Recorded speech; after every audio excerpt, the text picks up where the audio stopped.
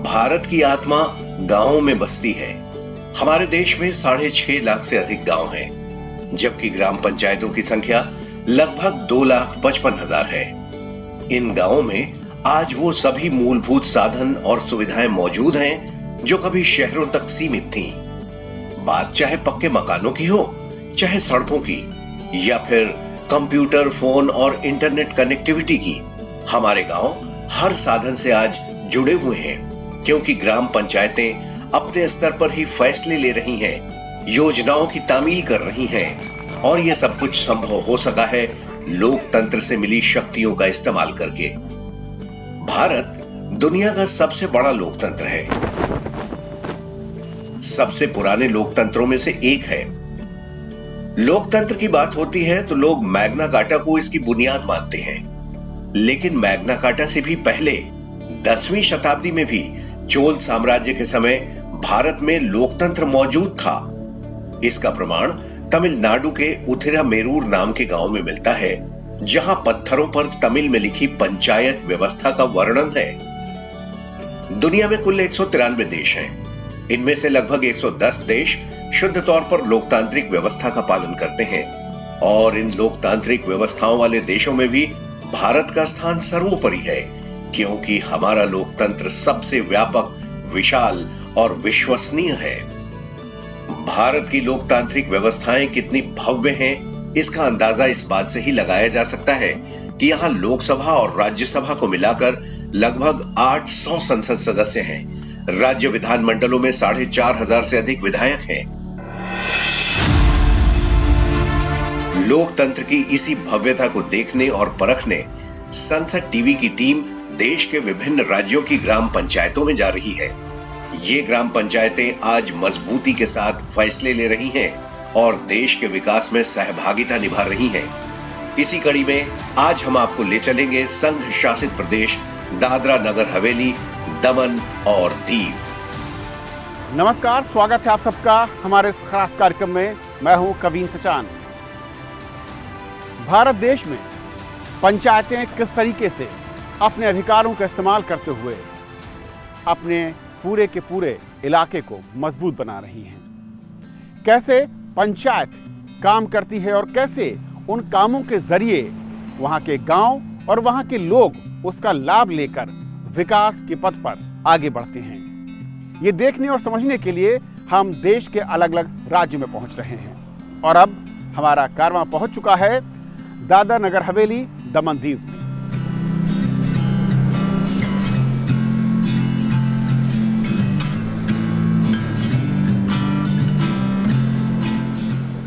ये एक केंद्र शासित राज्य है, और यहां पर देखेंगे हम कि किस तरीके से पंचायतें अपने अधिकारों का इस्तेमाल करते हुए लोगों की जिंदगी को बदल रही हैं। पंचायतें पिछले 70 बरस में कैसे मजबूत हुई हैं और कैसे मजबूत कर रही हैं लोकतंत्र को जमीनी स्तर पर। तो इसी कड़ी में हम शुरू करेंगे सफर दमन के बगरवाड़ा पंचायत से।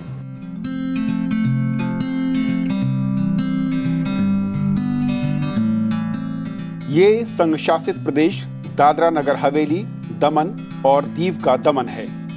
पहले दादरा और नगर हवेली और दमन और दीव दो अलग अलग संघ शासित राज्य थे। साल 2020 में इन दोनों का विलय हुआ और मुख्यालय बना दमन, जो भारत के पश्चिमी तट पर बसी एक खूबसूरत जगह है, जिसके तीन ओर गुजरात राज्य की सीमाएं हैं और एक तरफ अरब सागर की लहरें।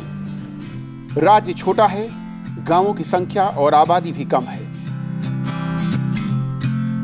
पूरे प्रदेश में ग्राम पंचायतों की संख्या 38 है, जिसमें सबसे ज्यादा 20 ग्राम पंचायतें दादरा नगर हवेली में हैं। दीव में 4 ग्राम पंचायतें हैं और दमन में इनकी संख्या 14 है।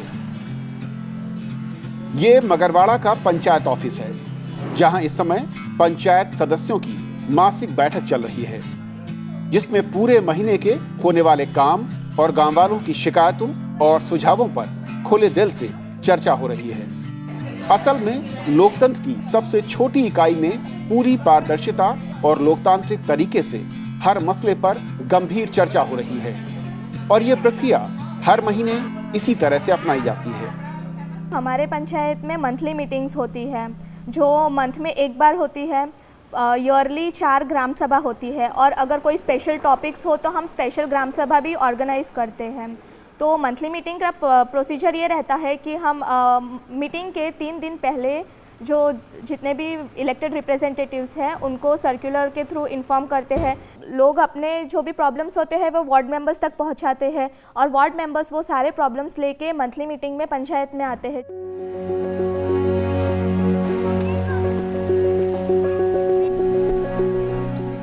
दमन जिले की मगरवाड़ा पंचायत में 3 गांव आते हैं, मगरवाड़ा, थाना पर्दी और जरी, जिनकी कुल आबादी 6000 के करीब है।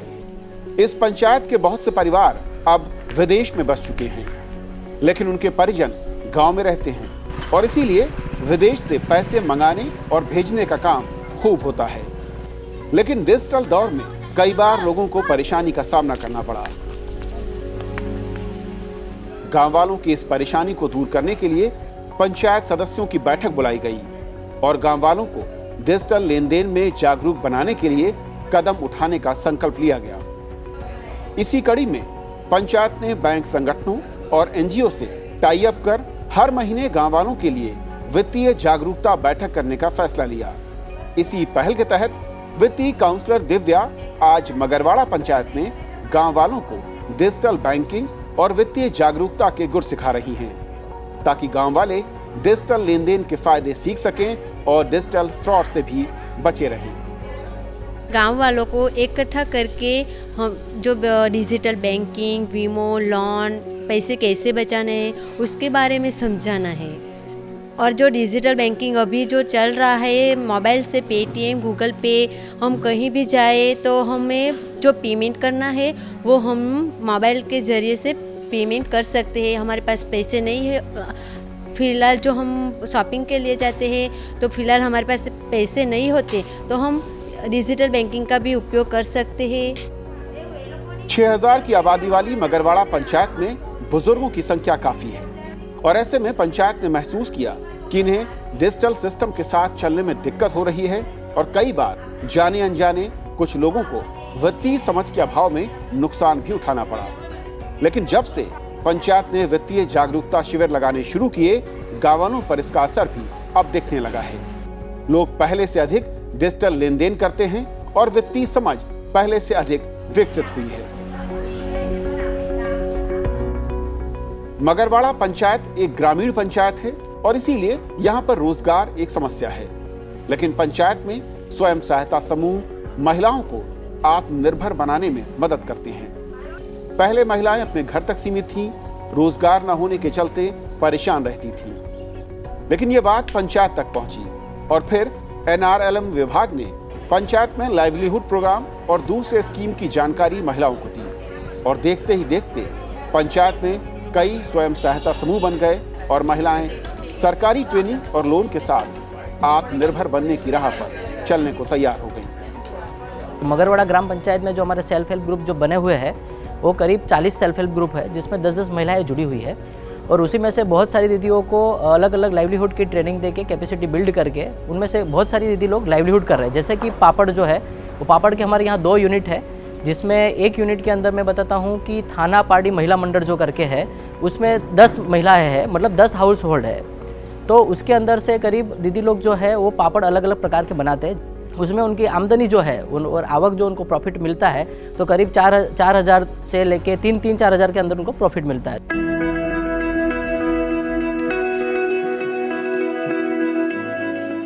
ये थाना महिला मंडल है जिसमें 9 महिलाएं काम कर रही हैं, जो हर रोज तरह तरह के पापड़ बनाती हैं, और इन महिलाओं के हाथों से बने अचार और पापड़ का स्वाद ऐसा है कि इनकी मांग ने पहले तो जिले की सीमा पार की, फिर राज्य की सीमा, और अब ये पापड़ और अचार सरहद पार लोगों को अपने स्वाद का दीवाना बना रहे हैं। खाड़ी देशों के साथ ही कनाडा और लंदन तक पापड़ की मांग जोर पकड़ चुकी है। ये समूह करीब 200 किलो पापड़ हर महीने तैयार करता है और 350 रुपए के दाम पर बेचता है, और इसके चलते इन महिलाओं को हर महीने 3 से 4 हजार रुपए तक की आमदनी होती है। અમે પાપડનું 2001માં ચાલુ કરેલું ને તે અગાડી અમે બધી બહેનો ઘર જ હતી, એમ ફક્ત ઘરનું કામ જ કરતી હતી. પછી જ્યારે નહેરુ યુવા કેન્દ્રમાં પાપડની ટ્રેનિંગ આપી ત્યારથી અમે ચાલુ કર્યું ને ત્યારથી અમારા પાપડનું બધું કામકાજ ચાલુ જ છે. પછી અમે સેલ્ફ હેલ્પ ગ્રુપમાં જોડાયા, તેમાંથી અમને પહેલાં 15,000ની સહાય મળી એટલે પછી પાછી 1 લાખ રૂપિયાની સહાય મળી. અમે પહેલે ઘરે જ હતા, કંઈ કામ કરતા નહીં હતા. પછી અમને મેડમે અમને ટ્રેનિંગ આપી એટલે અમે થોડું કામ પહેલે ચાલુ સ્ટાર્ટ કર્યું. પછી એમ કરતાં કરતાં અમને અનુભવ થયો એટલે થોડું આગળ અમે વધારે करता गया. थाना महिला मंडल की तरह ही पंचायत की महिलाएं अलग अलग समूहों में काम करती हैं. 9 महिलाएं मिलकर अन्नपूर्णा गृह उद्योग चलाती हैं और हर महीने 100 किलो पापड़, चकरी पापड़ी, रागी पापड़ तैयार करती हैं और इसके जरिए 4,000 रुपए कमाकर अपने परिवार का पालन पोषण करती हैं.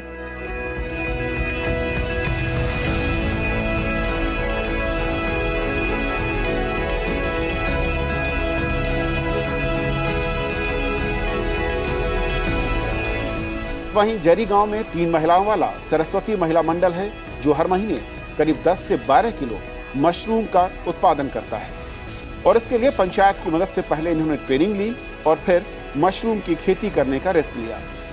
लेकिन ये महिलाएं अब खुश हैं क्योंकि हर महीने 250 से 300 रुपए प्रति किलो के हिसाब से मशरूम बेचकर ये मुनाफे की शुरुआत कर चुकी हैं.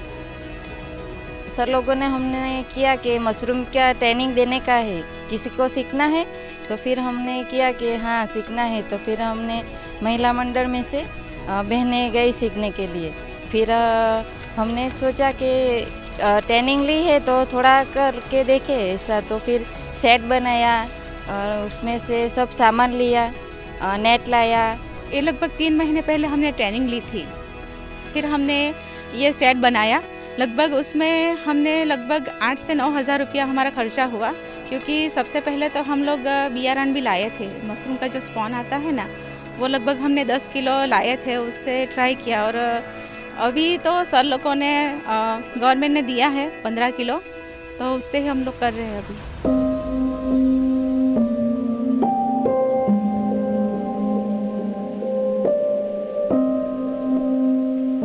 मगरवाड़ा पंचायत ने लोकतंत्र से मिली शक्ति का इस्तेमाल सिर्फ आर्थिक और शैक्षिक विकास के लिए ही नहीं किया, बल्कि समाज में हाशिए पर खड़े लोगों और बेघर हो चुके बच्चों को भी मुख्यधारा में जोड़कर उनका आत्मविश्वास बढ़ाया. दरअसल कुछ साल पहले तक मगरवाड़ा पंचायत में कुछ ऐसे बच्चे थे जिनका कोई नहीं था या जिन्हें घर वालों ने किसी वजह से निकाल दिया था.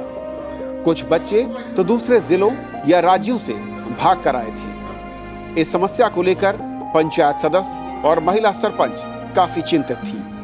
फिर एक दिन पंचायत की बैठक कर ये तय किया गया कि अनाथ बच्चों के लिए पंचायत में एक स्नेहालय बनाया जाए, जिसे लेकर पंचायत ने महिला और बाल विकास और सामाजिक कल्याण विभाग से बात की.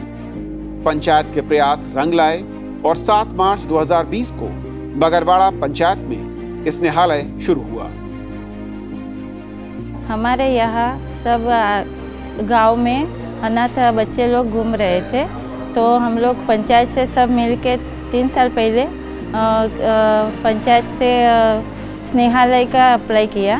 फिर उन लोगों ने ऑफिस में जाके हम लोगों ने बोला, तो फिर वहाँ से हम लोग को अप्लाई मिली और हम लोगों ने वहाँ पे स्नेहालय बनाए और अनाथ बच्चे को रहने का सुविधा, खाने का सब फ्री में वहाँ पे देते हैं उन लोग. स्नेहालय के शुरू होने के कुछ ही दिन के भीतर बच्चे को रहने का ठिकाना मिला और अब यहाँ पर ऐसे बच्चों की संख्या 7 है जो एक परिवार की तरह रहते हैं. इन बच्चों को पढ़ाई से लेकर इनके खेलने का और साथ ही इनकी सेहत का पूरा ख्याल रखा जाता है. ये जो चाइल्ड प्रोटेक्शन सर्विसेज है, वहाँ से हम लोग सोशल वेलफेयर डिपार्टमेंट से हैं. तो यहाँ पे 6 से लेके 18 साल के बच्चे यहाँ पे आते हैं और 0 से लेके 6 साल तक शिशु गृह में जैसे सिलवासा में जाते हैं. और यहाँ पे अर्फन बच्चे थे जो पेरेंट्स बिना के हैं और सिंगल पेरेंट्स के. जिसके पेरेंट्स नहीं होते तो यहाँ पे बच्चे जिसको रखना है तो आ सकते हैं. ये आंखें कभी उदास थीं, ये हाथ कभी पेन से लिखने पढ़ने का सपना देखते थे. आज इनके ये सपने सच होते नजर आ रहे हैं. पंचायत के प्रयासों से इस निहालय में इन बच्चों के चेहरों पर मुस्कान लौट रही है। खेल से लेकर पढ़ाई में ये दूसरे बच्चों को मात देने का मादा रखते हैं। इन बच्चों की देखभाल का एक पूरा रूटीन है जिसे यहाँ का स्टाफ और वार्डन पूरी शिद्दत से अमल में लाते हैं ताकि ये बच्चे अपनी जिंदगी में मुस्कान और भविष्य को एक नई पहचान दे सकें। हमारे पास बच्चे बहुत सारे तरीकों से आते हैं। हमें कई बार पुलिस हमें बच्चे को देके जाती है, कभी 1098 से भी हमारे पास बच्चे आते हैं और बाल संरक्षण समिति से भी हमारे पास बच्चे आते हैं। तो जैसे कुछ बच्चे घर से अगर पीटते हैं तो वो भग जाते हैं, तो उनको या तो पुलिस हमें बच्चे को देके जाती है, फिर हम सबसे पहले उसकी हमारे पास काउंसलर होता है तो उससे हम उनकी काउंसलिंग करवाते हैं। तो आपने देखा कि किस तरह से देश के विशाल, सशक्त, समृद्ध और पारदर्शी लोकतंत्र ने पंचायतों को सतत, समग्र, समेकित और समावेशी विकास के लिए तैयार किया है। तो अभी आपने देखा मगरवाड़ा पंचायत और वहां पर किस तरीके से पंचायत गांव वालों को और गांव की समस्याओं को लेकर सजग और जागरूक है और अपने अधिकारों से उनको विकास के रास्ते पर आगे ले जा रही है। और अब हम चल रहे हैं दमन की एक और पंचायत दमनवाड़ा में। देखेंगे कि दमनवाड़ा पंचायत में किस तरीके से लोकतांत्रिक जो प्रक्रियाएं हैं वो पूरी की जाती हैं, कैसे गाँव वालों की समस्याओं को पंचायत उनका निपटारा करती है और विकास के लिए कैसे योजनाएं तैयार करती है ताकि गांव और गांव के साथ गांव के लोग विकास के रास्ते पर अगले पायदान पर खड़े हो सकें।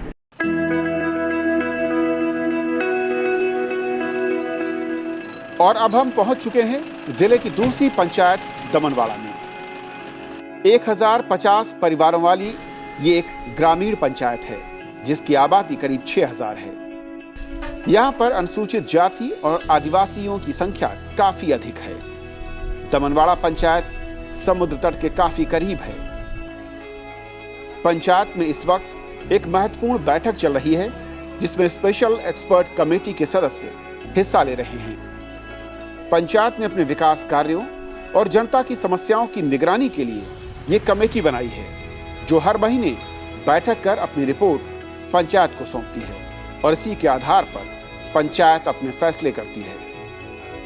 हम मंथली मीटिंग और ग्राम सभा में पूरा प्लानिंग करते हैं कि भाई, और वहाँ से जो सूचना आते हैं कि क्या क्या तकलीफ़ें हैं और क्या ज़रूरियातें हैं, उसके मुताबिक एक पूरा एक्शन प्लान बनता है। और ये एक्शन प्लान हमारी जो एजेंसी है, हमारी एजेंसी बीडीओ और डिस्ट्रिक्ट पंचायत है, हम वहाँ से पेश करते हैं और उसके मुताबिक वहाँ से फंड रिलीज़ होता है और हम काम करते हैं। हमारी 32 लोगों की एक एडवाइज़र कमेटी है, उसमें मेरा भी भाग है और मेरा एजुकेशन है BA BEd, इसलिए मैं बालवाड़ी के जो बच्चे हैं उनको कैसे ट्रीट करना है वो समझाती हूँ। पंचायत ने पारदर्शी प्रशासन के लिए एक्सपर्ट कमेटी का नया प्रयोग किया जिसके नतीजे बेहद उत्साहजनक हैं। एक्सपर्ट कमेटी के सदस्य अलग अलग विषय पर अपनी राय पंचायत को बताते हैं जिससे पंचायत में भ्रष्टाचार खत्म हो चुका है और विकास कार्यों की रफ्तार बढ़ गई है और पंचायत पर लोगों का भरोसा भी। आदिवासी और अनुसूचित जाति की बहुलता और ग्रामीण पंचायत होने के चलते परिवारों की माली हालत कमजोर है जिसके चलते यहाँ के युवाओं के लिए अच्छी शिक्षा एक बड़ी चुनौती है, जिस पर एक्सपर्ट कमेटी ने बैठकर पंचायत में बच्चों के लिए लाइब्रेरी बनाने का सुझाव दिया और अब इस पर काम शुरू हो चुका है। यहाँ पढ़ने के लिए बहुत दिक्कत होती थी। मेरे पास बहुत से यहाँ हमारे स्कूल्स के विद्यार्थी आए, अगल बगल के लोग आए कि भाई एक यहाँ पुस्तकालय होना चाहिए। तो इसके लिए, और हमारे पास कोई फंड था नहीं, हमने पंचायत मीटिंग्स में उसका ये किया कि उसके लिए कुछ रास्ता तो निकालना पड़ेगा। तो मेरा एक मित्र था, मैं उससे बात की कि भाई हमको एक आवश्यकता है यहाँ लाइब्रेरी की। तो फिर उसने देखा, हमारे यहाँ से प्रोजेक्ट गया और उसने ये पास करके हमारा ये अभी मकान यहाँ बन रहा है और 2 महीने के अंदर हमारा रेडी हो जाएगा। हमें कुछ नया जानने या सीखने या पढ़ने के लिए पहले बहुत समस्या होती थी, इसलिए हमें बहुत खर्चा होता था, हमें बाहर से बुक लानी पड़ती थी। इसलिए हमने बाल सभा में लेटर लिखा कि हमें स्कूल में हमारे लाइब्रेरी होनी चाहिए। तो सरपंच ने हमारी बात मानी। पंचायत के कदम यही नहीं रुके, अब उसने एक और सपने को हकीकत में बदलने की तैयारी शुरू कर दी है। पंचायत अब अपने इलाके के युवाओं को सिविल सेवा और दूसरे उच्च पदों वाली परीक्षाओं के लिए फ्री कोचिंग की सुविधा देने की तैयारी कर रही है। हम यहाँ के बच्चों को हमने बीच में ये भी करवाया था IAS IPS और उसको कैसे क्रैक कर सके, UPSC एग्ज़ाम कैसे क्रैक कर सके, इसके बारे में हम एक कार्यशाला का आयोजन किया था और अब हम उसको एक मंथली तौर पे करने जा रहे हैं। पंचायत एक ओर जहां भ्रष्टाचार मुक्त पारदर्शी शासन देने की कोशिश कर रही है, वहीं दूसरी ओर सरकारी सेवाओं के लिए गांव के लोगों को सरकारी दफ्तर के चक्कर न लगाने पड़े, इसका भी पूरा ख्याल रखती है। कुछ साल पहले तक पंचायत में पेंशन जैसे काम के लिए लोग एक दफ्तर से दूसरे दफ्तर के चक्कर लगाते थे, लेकिन पंचायत ऑफिस में अब एक अलग विंडो बना दी गई और बस लोगों को इसी खिड़की तक आना होता है और फिर बाकी का काम खुद पंचायत के कर्मचारी करते हैं। हम लोग ने पब्लिक के लिए काफ़ी फैसिलिटीज चालू की है, जैसे कि पहले जो विडो पेंशन थी या फिर ओल्ड एज पेंशन थी वो उन लोग को वो वीडियो में जाके करना पड़ता था। जैसे कि ओल्ड एज पेंशन में जब अब एफिडेविट करना पड़ता है, वहाँ से हम लोग वो एफिडेविट करके देते हैं, फॉर्म फिलअप करके देते हैं, सभी यहाँ से कर देते हैं और हम ही यहाँ से फॉरवर्ड कर देते हैं डॉक्यूमेंट्स वहाँ की फाइल। मंथली हमारे यहाँ पे विडो में 2-3 आ जाते हैं और ओल्ड एज पेंशन के लिए 8-10 लोग आ जाते हैं। मैं आंगनवाड़ी में सर्विस किया, बाद मेरा 60 साल पूरा हो गया तो मुझे पेंशन के लिए किधर भी जाना ना पड़ा।